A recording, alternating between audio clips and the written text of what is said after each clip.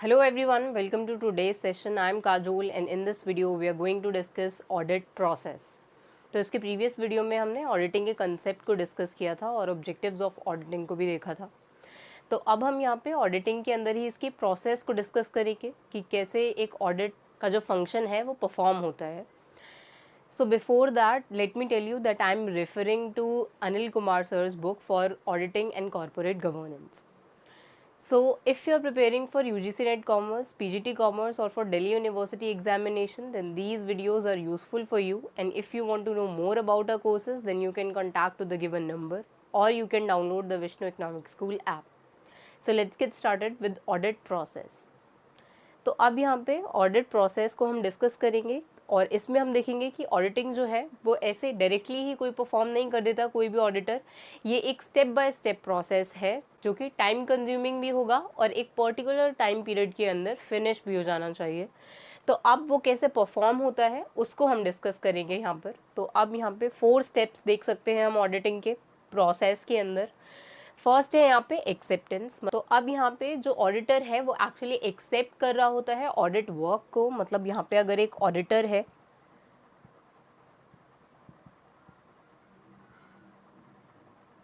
और क्लाइंट कौन होगा इसके लिए, कोई भी बिजनेस ऑर्गेनाइजेशन हो सकती है। तो अब यहाँ पे बिजनेस ऑर्गेनाइजेशन जो है वो यहाँ पे ऑडिटर को कांटेक्ट करते हैं। अगर ये एक इंडिपेंडेंट ऑडिटर है तो मतलब वो ऑलरेडी उस बिजनेस में या फिर कोई भी जो ऑर्गेनाइजेशन है उसमें कोई एम्प्लॉय वो नहीं है, वो यहाँ पे एक इंडिपेंडेंट ऑडिटर है। तो अब यहाँ पे कोई बिजनेस ऑर्गेनाइजेशन जो है वो यहाँ पे एक ऑडिटर को कॉन्टैक्ट करेगी, इंडिपेंडेंट ऑडिटर को कॉन्टैक्ट करेगी। उसके बाद ये जो ऑडिटर है वो यहाँ पे अपनी एक्सेप्टेंस देगा कि वो जो ऑडिट वर्क है उस ऑर्गेनाइजेशन का उसको परफॉर्म करने के लिए रेडी है। तो पहले यहाँ पे जो बिजनेस ऑर्गेनाइजेशन है वो ऑडिटर को कांटेक्ट करते हैं, इंडिपेंडेंट ऑडिटर को कांटेक्ट करेंगे और उसके बाद वो ऑडिटर जो है वो अपनी एक्सेप्टेंस देगा उस ऑर्गेनाइजेशन के ऑडिट वर्क को परफॉर्म करने के लिए। तो उसी की बात यहाँ पे हो रही है। प्रोसेस में, ऑडिट प्रोसेस में फर्स्ट स्टेप है यहाँ पे एक्सेप्टेंस का, जिसमें ऑडिटर जो है वो ऑडिट वर्क को एक्सेप्ट करेगा।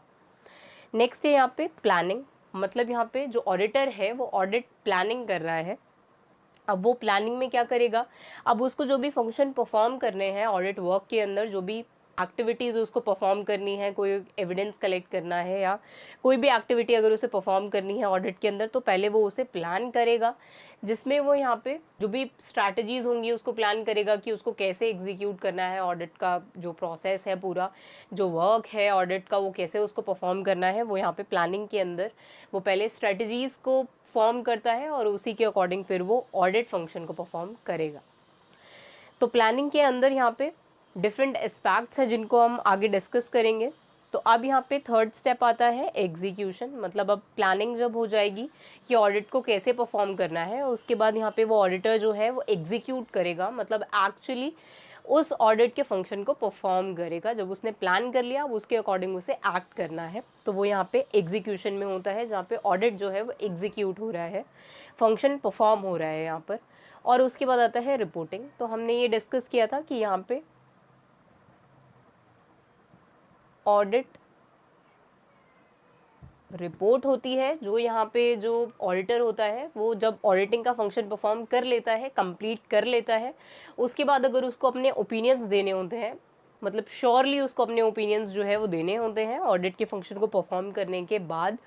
तो वो यहाँ पे ऑडिट रिपोर्ट के अंदर अपने ओपिनियंस को डिस्क्राइब करता है। तो इसीलिए यहाँ पे रिपोर्टिंग के केस में, ऑडिट रिपोर्टिंग के केस में वो यहाँ पे अपनी जो जजमेंट्स होंगी, जो भी उसको लगता है वो फंक्शन परफॉर्म करते हुए, ऑडिट को परफॉर्म करते हुए उससे जो भी फाइंडिंग्स होंगी, उसकी जो भी एविडेंसेस होंगे, वो सब यहाँ पे रिपोर्ट में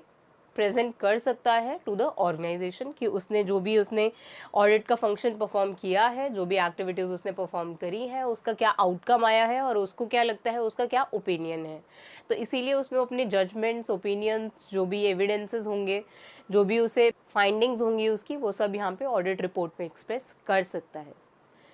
तो अब यहाँ पे पहले हम डिस्कस करते हैं एक्सेप्टेंस को, कि अब यहाँ पे जो ऑडिट है उसको एक्सेप्ट करने से पहले यहाँ पे ऑडिटर को क्या क्या चीज़ें जो है ध्यान में रखनी होती हैं, कि उसको अगर कोई बिजनेस ऑर्गेनाइजेशन से अगर ऐसा कोई अपॉइंटमेंट के लिए ऑफ़र आया है कि उसको यहाँ पे उस ऑर्गेनाइजेशन के लिए ऑडिट के फंक्शन को परफॉर्म करना है, तो उसको क्या ऐसी चीज़ें हैं जो ध्यान में देनी चाहिए उसकी एक्सेप्टेंस से पहले। तो अब ऑडिट एक्सेप्टेंस से पहले यहाँ पर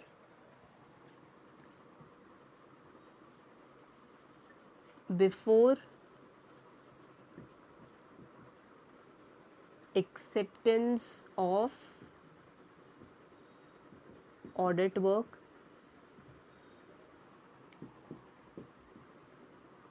यहाँ पे पहले ऑडिटर को देखना चाहिए कि एक्चुअली जो उससे पहले ऑडिटर था, जो प्रीवियस ऑडिटर है,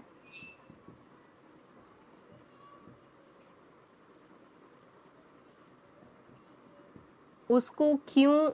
रीअपॉइंट नहीं किया,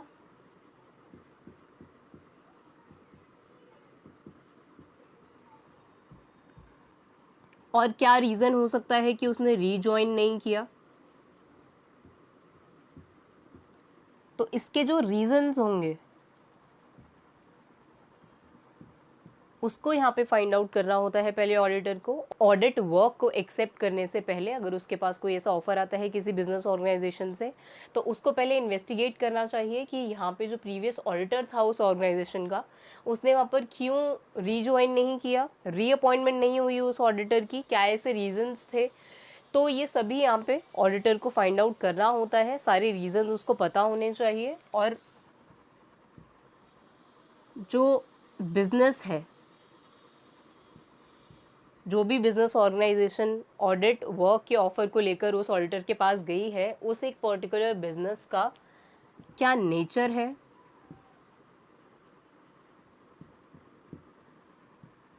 क्या अकाउंटिंग सिस्टम है,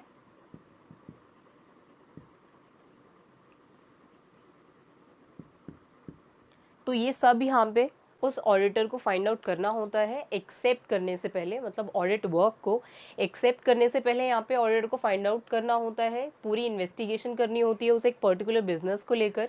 कि वो बिजनेस जो है उसका नेचर क्या है, क्या एक्टिविटीज़ उस बिजनेस के अंदर परफॉर्म होती हैं, अकाउंटिंग सिस्टम क्या है, वहाँ पे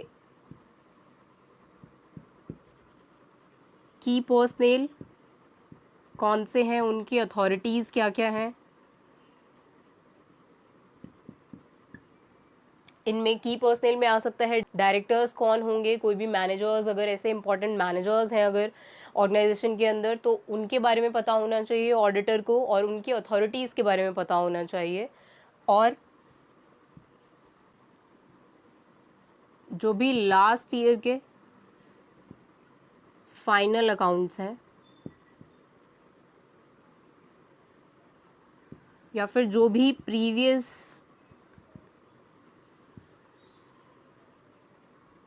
ऑडिट रिपोर्ट है जो कि प्रीवियस ऑडिटर ने प्रिपेयर की होगी, तो वो जो प्रीवियस ऑडिट रिपोर्ट है वो भी यहाँ पर ऑडिटर को इन्वेस्टिगेट करनी चाहिए, देखना चाहिए कि क्या फाइंडिंग्स थे पुराने जो प्रीवियस ऑडिट रिपोर्ट थी उसमें, और लास्ट ईयर के जो फाइनल अकाउंट्स थे उसकी डिटेल्स यहाँ पर ऑडिटर को इन्वेस्टिगेट करनी चाहिए। और जो भी यहाँ पे इंटरनल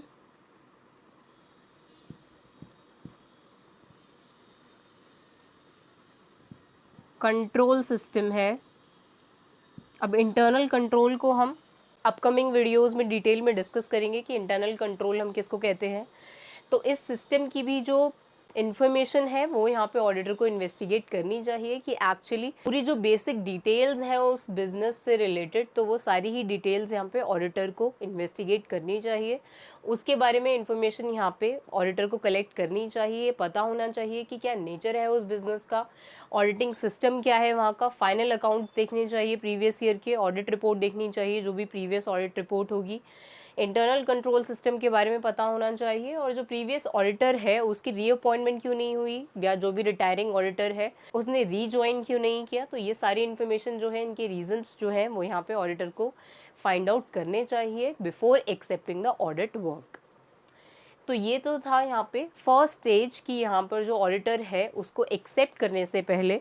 ऑडिट को एक्सेप्ट करने से पहले यहाँ पर क्या क्या चीज़ें जो एक ऑडिटर को ध्यान में देनी चाहिए वो चीज़ें हमने डिस्कस करी। अब हम देखेंगे कि यहाँ पे ऑडिट प्लानिंग कैसे होगी, कि कैसे यहाँ पर कोई भी ऑडिटर जो है वो अपनी ऑडिट वर्क को, जो भी उसे परफॉर्म करना है फंक्शन, उसको कैसे प्लान करेगा। तो अब यहाँ पे जब ऑडिटर जो है वो एक्सेप्ट कर लेगा ऑडिट वर्क को, मतलब यहाँ पे जब ऑडिटर जो है वो पूरा इन्वेस्टिगेट कर चुका है क्लाइंट के बिजनेस को,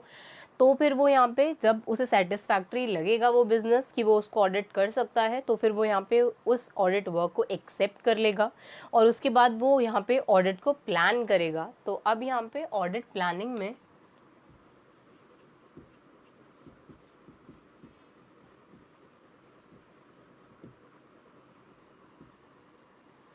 वो यहाँ पे स्ट्रैटेजी फॉर्म करेगा।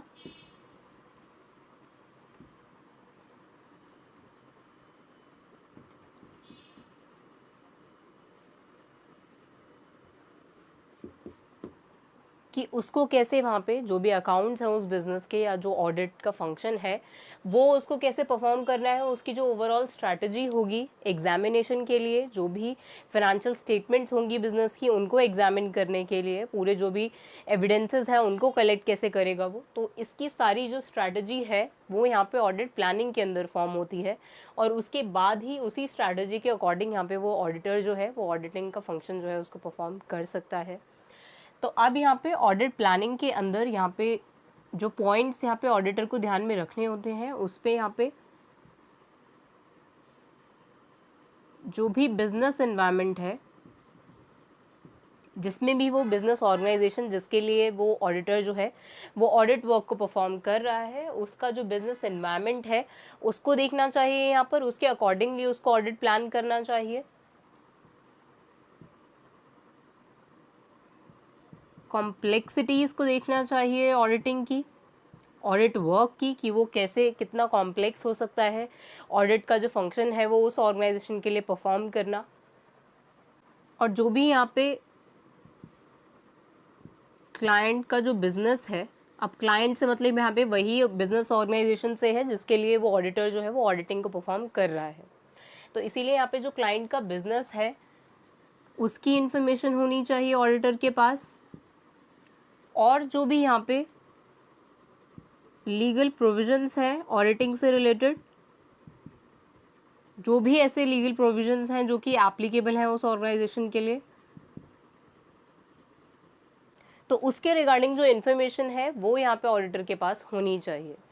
तो ये यहाँ पर ऑडिट प्लानिंग करते हुए यहाँ पर ऑडिटर को ध्यान में देना चाहिए कि वो जो बिजनेस एनवायरनमेंट है, जिस बिजनेस एनवायरनमेंट के अंदर वो एक पर्टिकुलर बिजनेस ऑर्गेनाइजेशन ऑपरेट कर रही है उसके अकॉर्डिंग यहाँ पे प्लान करना है, उसके अकॉर्डिंग ही स्ट्रैटेजी बनानी है for examination of financial statements of the business. और यहाँ पे कॉम्प्लेक्सिटीज़ को देखना है कि वो ऑडिट वर्क जो है उसको परफॉर्म करना कितना कॉम्प्लेक्स हो सकता है।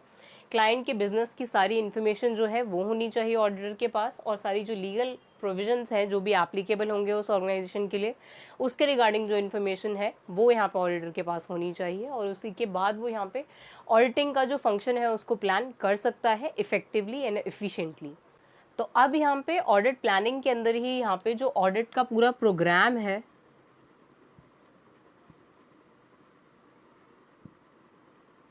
उसको यहाँ पे बिल्ड करना होता है ऑडिट प्लानिंग के अंदर ही। अब प्रोग्राम जो है वो यहाँ पे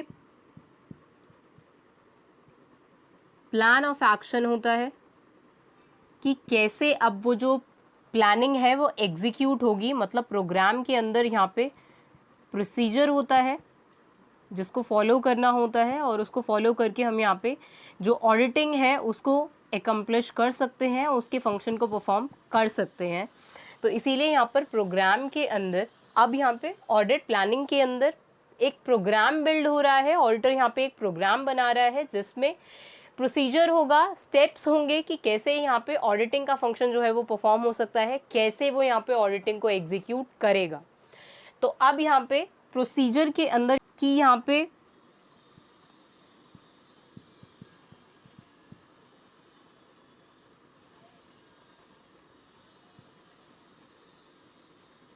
who will perform a particular task,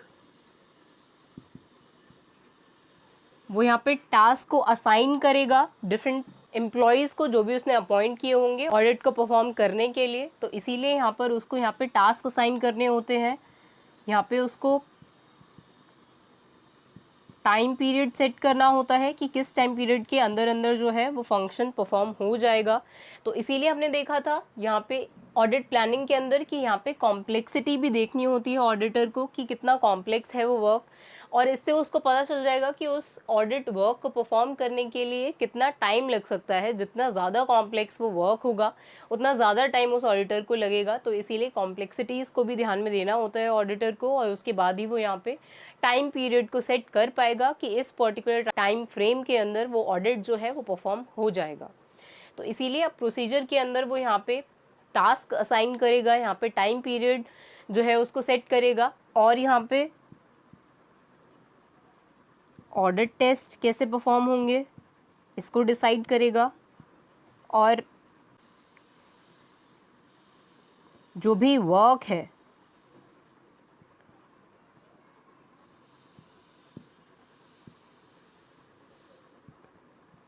जो हमने यहाँ पे देखा कि who will perform a particular task, तो वो टास्क क्या होगा इसको भी यहाँ पे वो प्रोसीजर के अंदर ही डिसाइड कर देगा प्रोग्राम को बिल्ड करते टाइम ऑडिटिंग प्लानिंग के अंदर। तो इसीलिए यहाँ पर ऑडिटिंग प्लानिंग जो है उसको यहाँ पे स्ट्रेटेजिकली फॉर्म करना होता है ऑडिटर को, तभी वो यहाँ पे एफिशिएंटली ऑडिट वर्क को परफॉर्म कर पाएगा और अपनी ऑडिट रिपोर्ट को प्रिपेयर कर पाएगा। तो इसीलिए यहाँ पर ये एक इम्पॉर्टेंट स्टेप है ऑडिट प्रोसेस के अंदर, जिसमें यहाँ पे पूरा जो प्लान ऑफ एक्शन है ऑडिट का उसको बिल्ड करता है ऑडिटर, और उसके बाद ही यहाँ पे वो अपनी ऑडिटिंग को एफिशिएंटली एग्जीक्यूट कर पाता है। तो अब यहाँ पे हमने देखा कि यहाँ पे ऑडिटर ने जो ऑडिट वर्क है उसको प्लान कर लिया, और उसके बाद अब वो जो प्लानिंग है उसको एग्जीक्यूट करने का टाइम आता है कि एक्चुअली कैसे जो प्लान ऑफ एक्शन है जो हमने प्रोसीजर के अंदर देखा, प्रोग्राम के अंदर देखा कि यहाँ पे पूरा प्लान ऑफ एक्शन जो है वो अब बिल्ड हो चुका है, बस अब उसको एग्जीक्यूट करना है। तो वो यहाँ पे होता है एग्जीक्यूशन स्टेज पे, जहाँ पे ऑडिटिंग जो है वो एक्चुअली परफॉर्म होती है। तो अब यहाँ पे ऑडिट एग्जीक्यूशन के टाइम पर यहाँ पे जो भी प्रोसीजर हमने डिस्कस किए उसको यहाँ पे एग्जीक्यूट करता है ऑडिटर, और उसके बाद वो यहाँ पे ऑडिट के फंक्शन को परफॉर्म करता है, ऑडिट वर्क को परफॉर्म करता है, और जो भी उसने टास्क असाइन किए थे वो सारे ही जो पीपल हैं वो वहाँ पर उस टास्क को एकम्प्लिश करते हैं। और जो भी यहाँ पे एविडेंसेस रिक्वायर्ड होते हैं, जिसपे हमने देखा था कि वहाँ पर जो भी वाउचर्स है या फिर इनवॉइसेस है, जो भी ट्रांजैक्शन से रिलेटेड सपोर्टिंग डॉक्यूमेंट्स है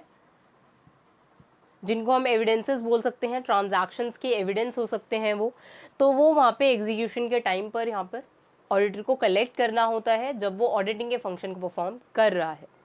तो जब एक पर्टिकुलर टाइम पीरियड के अंदर वो ऑडिट वर्क जो है वो एग्जीक्यूट हो जाता है, उसके बाद यहाँ पे ऑडिट रिपोर्ट प्रिपेयर करता है ऑडिटर, जिसको हमने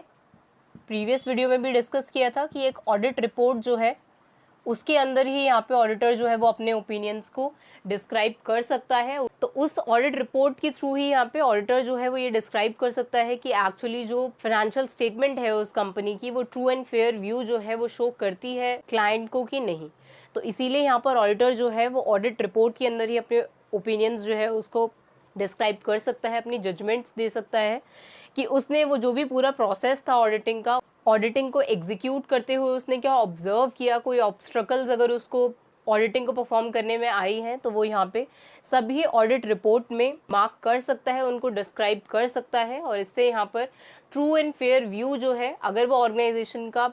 शो हो रहा है फाइनेंशियल स्टेटमेंट से, तो वो यहाँ पे ऑडिट रिपोर्ट के थ्रू ये बता सकता है। और अगर नहीं हो रहा है ऐसा तो भी यहाँ पे ऑडिटर जो है वो फ्रीली वहाँ पे अपने व्यूज़ को एक्सप्रेस कर सकता है, ऑनेस्टली एंड फ्रीली। मतलब यहाँ पे उसको अनबायस होके यहाँ पे सारे ही जो व्यूज़ उसे लगते हैं उस एक पर्टिकुलर बिजनेस की फाइनेंशियल स्टेटमेंट्स को लेकर, तो उसको यहाँ पे सभी ऑडिट रिपोर्ट में ऑनेस्टली एक्सप्रेस करना होता है। तो अब यहाँ पे ऑडिट रिपोर्ट को वर्किंग पेपर भी बोल सकते हैं। और अब यहाँ पे जब ऑडिटर जो है, अब यहाँ पे टू पार्टीज हैं, एक ऑडिटर और एक ऑडिटी, जो कि एक्चुअली वो बिजनेस ऑर्गेनाइजेशन है जो ऑडिट को कंडक्ट करा रही है, जो क्लाइंट है उस ऑडिटर का। तो अब यहाँ पे ऑडिटर जो है वो ऑडिट रिपोर्ट जो है उसको प्रिपेयर कर चुका है। तो अब ये जो ऑडिट रिपोर्ट है इसकी ओनरशिप किसके पास होगी, तो अब यहाँ पे जो ओनरशिप है ऑडिट रिपोर्ट की वो एक्चुअली यहाँ पे ऑडिटर के पास रह सकती है कि ऑडिटर ही जो है वो उस ऑडिट रिपोर्ट का ओनर हो सकता है और वो उस ऑडिट रिपोर्ट को अपने पास रख सकता है, अपने डिस्क्रिप्शन पे वो क्लाइंट को जो ऑडिटी है उसको वहाँ पे दे सकता है उस ऑडिट रिपोर्ट को। जो भी उसको वर्किंग पेपर्स है ऑडिटर के, वो यहाँ पे क्लाइंट के साथ शेयर कर सकता है, उसको ये बता सकता है कि उसने क्या फाइंड आउट किया उसकी बिजनेस ऑर्गेनाइजेशन से। तो इसीलिए यहाँ पे ऑडिटर जो है वो ऑडिट रिपोर्ट जो प्रिपेयर कर रहा है उसकी ओनरशिप यहाँ पे ऑडिटर के पास रह सकती है।